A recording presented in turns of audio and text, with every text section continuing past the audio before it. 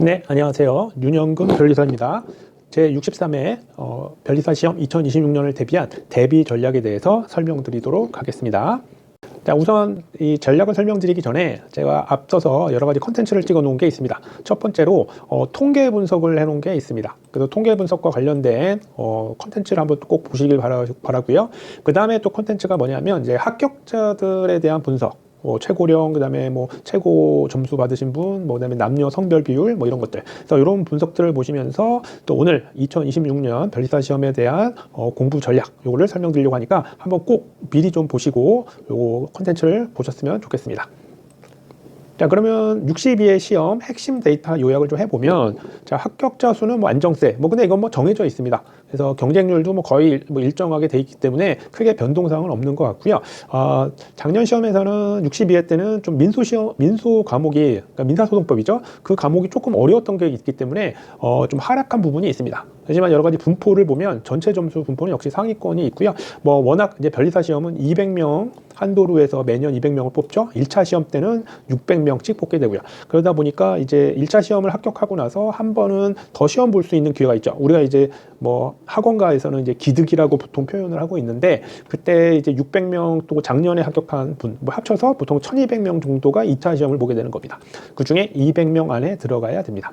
그러니까 이제 이거는 상대적인 게 좀 있죠. 절대적인 거는 이제 꽈락만 피하면 되는데 절대 평가가 아니라 상대적인 평가가 있기 때문에 그 당시에 어떤 인원들이 하느냐, 뭐 인원은 거의 비슷하다는 거. 그런 걸 감안해서 공부를 준비하셔야 될 것 같고요. 그다음에 꽈락률 같은 경우에는 좀 꽈락이 좀 완화된 부분이 있습니다. 상표법 같은 경우라든지, 상표법은 원래 전통적인 꽈락률이 높은 과목인데 최근 몇 년간은 되게 꽈락률이 낮아졌습니다. 그건 좀 쉬웠다는 얘기인데 언젠가 갑자기 높아질지 모릅니다.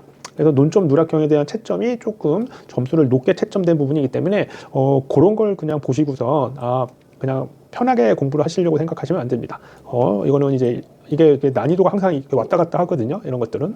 그래서 그런 부분들을 좀 고민하셔야 될 것 같고요. 뭐 아시다시피 우리가 이제 사례형은 계속 높아지고 있습니다. 그래서 암기도 원래 기본적으로 필요하지만 논리적인 적용이라든지 좀 폭넓게 하는 공부가 좀 많이 필요합니다. 그래서 단순 암기만으로는 시험에 합격할 수는 없다는 거, 그런 얘기 많이 들으시게 될 겁니다. 그다음에 선택 과목에 대한 얘기들은 편차가 역시 여전히 있습니다. 그러나 다행인 게 아시다시피 50점 이상의 패스제이기 때문에 여러 가지 선택 과목에 있어서 전략적으로 여러분들이 좀 선택을 해야 되는 부분이 있는데, 그 부분은 뒤에서 설명을 좀 드릴 거고요. 자, 그러면 트렌드 분석. 우리 당연히 기출에 나왔던 논점들, 이게 좀 응용돼서 활용되는 건 계속 높아지고 있다고 보여지고 있습니다. 그래서 새로운 논점을 자꾸 찾으려고 하시기보다는 당연히 기존의 논점 같은 것들 변형되는 게 많기 때문에 당연히 기출 문제를 잘 분석을 하시는 게 가장 기본이죠. 모든 시험의 기본입니다. 2차 시험도 마찬가지고요. 그다음에 채점 기준이 많이 명확화되고 있고요. 논점이 많아지지 않고 딱 논점은 적더라도 정확하게 판단할 수 있는 것들이 나오고 있습니다. 그러니까 기초를 잘 닦고서 공부를 하셔야 되는 부분이 있습니다. 그런 것들. 그다음에 시간 부족한 감점도 많이 발생하고 있다고 합니다. 그래서 문항별로 시간 훈련하는 것들이 필수이기 때문에 상위권이 되시려면 시간 훈련은 필수다. 그러니까 예전에 뭐 수능이라든지 그런 것들 시험도 마찬가지로 막 문장도 되게 길기 때문에 속독을 한다든지 그런 것들, 그러니까 결국엔 자꾸 많이 읽으면서 익숙해지셔야 돼요. 그러니까 많이 읽고 반복하는 연습밖에는 진짜 정도가 없습니다. 공부에 원래 뭐 왕도가 없다 그러는데 특히 변리사 시험도 마찬가지입니다. 계속 반복을 하셔야 되고요. 그다음에 목차의 구성력. 우리가 이제 2차 시험에서는 논술입니다. 논술이기 때문에 단순하게 조문하고 판례만 암기해서 되는 게 아니라 기존의 논점을 잘 활용을 하면서 연습을 많이 하시면서도 어떤 식으로 어떤 답안을 작성해야 될지 이것들을 자꾸 연습을 하셔야 됩니다. 그러니까 많이 읽으셔야 되고요. 많이 쓰셔야 됩니다. 기본적으로. 예. 그런 것들을 채점 트렌드에서 확인이 가능합니다. 자, 그러면 63회 대비 핵심 공부 전략에 대해서 설명을 드리도록 하겠습니다. 당연히 우리는 법률 과목에 대한 걸 하기 때문에 조문 판례에 대한 논리 구조를 머릿속에 들어가 있어야 되고요. 암기는 필수지만 암기를 어떤 부분들을 해야 되고 어떻게 활용되는지 이런 것들을 자꾸 연습을 하셔야 되고, 좋은 선생님들을, 그다음에 좋은 교재를 통해서 자꾸 연습하셔야 됩니다. 단순 암기식의 얇은 교재 갖고는 안 된다는 것. 그다음에 아시다시피 기출 변형 문제는 여전히 반복된다. 그래서 특히 1차 시험은 크게 많이 이제 기본적인 법률과 조문, 그다음에 판례에 많이 집중되는 편이고, 좀 그거를 활용해서 좀 어렵게 좀 나오는 부분도 있지만 2차 시험은 기출 변형 문제가 계속 나온다는 거를 기본적으로 하셔야 됩니다. 그래서 기출 문제에 대한 분석 아주 잘 하셔야 됩니다. 그 다음에 항상 목차 훈련을 계속적으로 하셔야 됩니다. 이제 처음으로 이 얘기를 들으시는 분들은 목차가 뭔지 잘 모르겠지만 논술 시험에서는 이거를 우리가 뭐 번호를 매긴다든지 어떤 논리로 쓸 건지 이렇게 1, 2, 3 뭐 이런 식으로 순서대로 하는데 이런 것들을 이제 제목을 쓰면서 이걸 목차를 잡는다고 하는데 이런 것들이 연습이 많이 필요합니다. 그러니까 진짜 거의 기계적인 연습도 필요하고 자꾸 어떤 사례에 대해서 자꾸 생각을 해보셔야 됩니다. 그러니까 우리가 2차 시험은 결국엔 여러분이 변리사라면 어떤 사실관계가 있었을 때 여러분들이 어떤 논거를 가지고 그거를 설명을 할 거냐 이겁니다. 그걸 이제 글로 풀어 쓰는 겁니다. 실무에서 쓰는 것처럼 하셔야 되려면 모든 이론적인 게 머릿속에 있어야지 그런 걸 논리로 풀어낼 수가 있겠죠. 그리고 항상 실전은 연습처럼, 연습은 실전처럼 그래서 모의 훈련 연습, 그러니까 계속 논술은 특히 이 부분을 연습을 자꾸 하셔야 됩니다. 그 다음에 또 중요한 게 이제 선택 과목을 선택을 할 때 법학 과목을 많이 선택하는 부분들이 늘어나고 있습니다. 한 1000명 정도가 법학 과목을 선택을 하고 있습니다.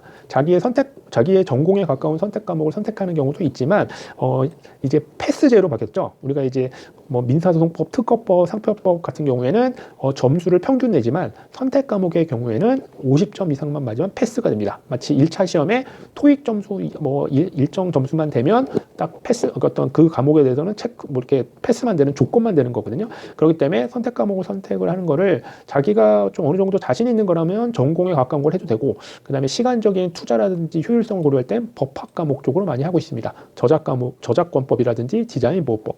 그래서 여러분의 좀 수준이라든지 여러분의 전공, 그다음에 여러분이 공부한 수준에 맞춰서 전략적으로 꼭 잘 하셨으면 좋겠습니다. 자, 그럼 63회 대비 월별 학습 플랜을 보도록 하겠습니다. 특히 2차 수험생을 위한 플랜입니다. 자, 1차를 어느 정도 하셨고 한다면, 자, 11월 12월 기본서 기출문제 하여튼 꼼꼼하게 봐주셔야 되고 논점에 대한 것들을 하셔야 됩니다. 그 다음에 1, 2월에는 사례형 문제, 변형 문제도 풀어가시고, 그리고 3월부터 6월 하여튼 시험 보기 전까지 계속 답안과 목차, 즉 우리가 이제 논술 시험을 대비한 것들을 계속 하셔야 됩니다. 계속 목차 잡는 연습하시고 계속 모의고사 이런 것들은 이제 학원 같은 경우에 수업이 다 있겠죠. 그리고 이제 마지막 정리해서 최신 판례 같은 것들이 나올 수가 있는 거, 이슈가 뭐가 있는지 이런 것들 그래서 계속 하시고요. 당연히 체력 관리, 컨디션 관리 잘 하시는 게 필요하다라고 볼 수 있습니다. 그래서 고득점 합격자의 공통 패턴을 보면 공부 기간은 거의 뭐 2년 내외입니다. 우리가 1년 만에 합격하는 걸 왜 생동차라고 하죠? 이런 분들 생동차가 있긴 있습니다. 분명히 뭐 한 5명에서 10명 정도 시험이 쉽다면은 얼마든지 할 수도 있는데 시험이 좀 보통 기본적으로 생각을 하면 한 5명에서 10명 정도, 그 외에는 이제 보통 기득에 합격하는 경우가 있고, 그 다음에 이제 삼수 뭐 그 이상의 장수생분들도 꽤 많죠. 저 같은 경우도 참 생동차에 합격하고 싶었는데 운이 없게도 그냥 기득에 합격을 했습니다. 그래도 생동차에 합격하려고 노력을 했기 때문에 기득에 합격하지 않았었나. 그러니까 여러분들도 단번에 합격하려고 노력하셔야 되지, 뭐 다음에 하면 되겠지 뭐 이런 식으로 생각하시면 안 될 것 같습니다. 그 다음에 1차에서는 어느 정도 점수 합격선을 꼭 통과를 하셔야지 도움이 되실 것 같고요. 그 다음에 우리가 이제 여러 가지 상표법이라든지 특허법, 민사소송법 순으로 좀 안정적인 부분이 좀 있습니다. 상표법이 조금 최근에는 조금 쉽게 좀 나와서 이런 부분이 있는데, 기본적으로 민사소송법을 어느 정도 공부를 하게 되면 좀 안정적인 게 되지만, 이런 것들은 좀 개인차가 좀 많이 난다고 보여지고요. 그다음에 답안의 특징은 구조적 목차라든지 논리적 전개를 잘 하고 있다. 그만큼 반복적으로 연습도 많이 하고 기본서를 많이 잘 읽는 것 같고요. 그래서 복습 루틴, 논점 해독표, 그러니까 논점을 잘 정리하고 얼마든지 계속 반복해서 볼 거냐 이런 것도 활용해서 계속 연습을 하고 있고요. 그다음에 최근 뭐 62회 때 같은 경우는 뭐 특히 상표법 같은 경우는 좀 구석진 내용이 나오기도 해서 조금 너무 뭐 학원에서만 나오는 책만 보는 게 아니라 여러 가지 뉴스라든지 이런 것들 좀 폭넓게 특허, 상표, 디자인 쪽 관련 지식재산권과 관련된 부분들도 같이 봐두시는 게 조금 도움이 되실 거다 보여집니다. 그래서 마지막으로 결론으로 말씀드리면, 자, 63회 변리사 시험은 뭐 가장 조문 판례가 기본적이지만 암기형이 아니라 항상 논리를 적용하는 것, 논술 시험에 잘 초점을 맞추셔야 되고요. 따라서 단순 암기가 아니라 이게 왜 이런 법률 조문이 적용될까 이런 것들, 그래서 조문과 판례를 사안에 연결하는 것들을 설명할 수 있는 것을 여러분 스스로 할 수 있게 자꾸 연습을 하셔야 됩니다. 그래서 1차 때부터 2차 때 하는 게 아니라 1차 때는 이제 기본적인 이론을 하는 거지만 폭넓은 내용이 담긴 기본서를 계속 반복해서 보시면서 2차를 대비를 하시고요. 그다음에 2차 때는 당연히 여러 가지 논점에 대한 연습과 반복 계속 필요하다라고 보여집니다. 자, 여러분들 지금까지 설명드린 내용으로 여러분들 63회 변리사 시험에서도 좋은 결과 꼭 있으시길 바라고요. 그 전에 앞서서 알려드렸던 우리가 2025년에 오늘 62회 통계 같은 것들을 보시면서 그런 것들을 확인해 주셨으면 좋을 것 같습니다. 네. 저는 윤영근 변리사였고요. 좋아요, 구독 눌러주시면 더 좋은 콘텐츠로 찾아뵙도록 하겠습니다. 다른 좋은 콘텐츠로 찾아뵙도록 하겠습니다. 감사합니다.